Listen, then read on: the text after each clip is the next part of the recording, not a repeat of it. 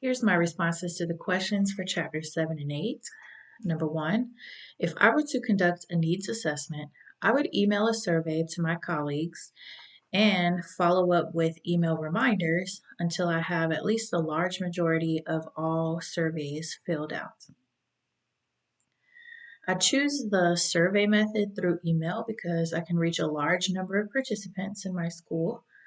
The responses would be more straight to the point than if we were talking in person, especially if I provide choices to some of the questions.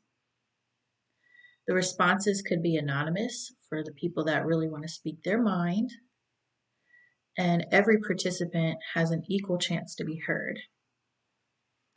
I would leave some space for participants to type open-ended responses for certain questions.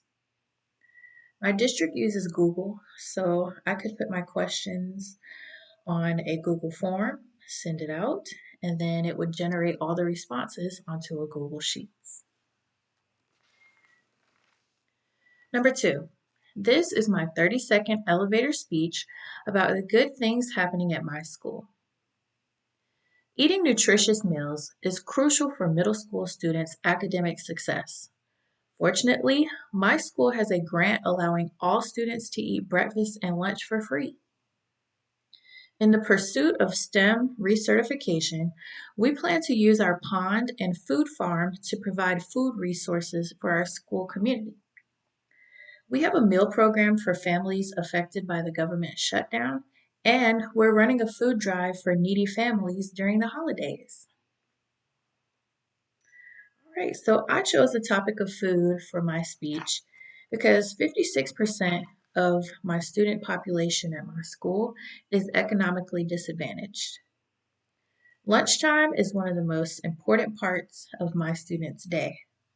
They're constantly growing throughout the year, so my school is making sure that they're fed well and that they have access to the proper resources, especially since food scarcity is an issue in my community. Number 3, my school and district leaders can better support teachers by actively helping teachers with all of the things that they recommend after their classroom observations in our rooms. I think that they could model the strategies that they perceive to be lacking in our instruction or in our planning. Or they could make sure that our classes are covered so that we could go during the school day and observe other teachers in our field. They could help us by providing resources like websites, handouts, or materials that we can use with our students.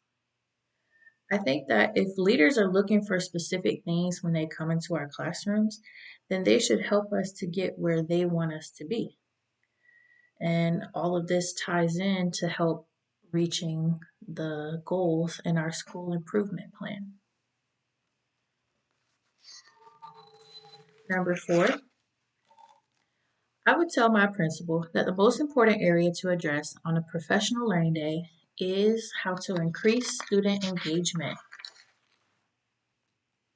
I would want them to model how to plan engaging lessons for our specific content areas. We often sit in professional learning as a whole faculty, listening to strategies for every subject or just a few subjects. And most of the time, the strategies are reading based, and that doesn't really help the math teachers. Math is very unique. You can't always relate it to real life scenarios or relate it back to student interest. Sometimes you just purely have to focus on the math.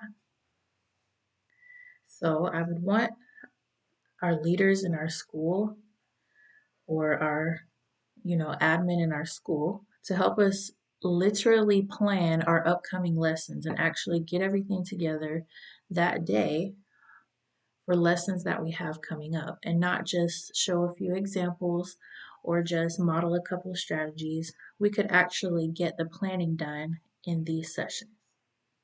And those are my responses to this question. Bye.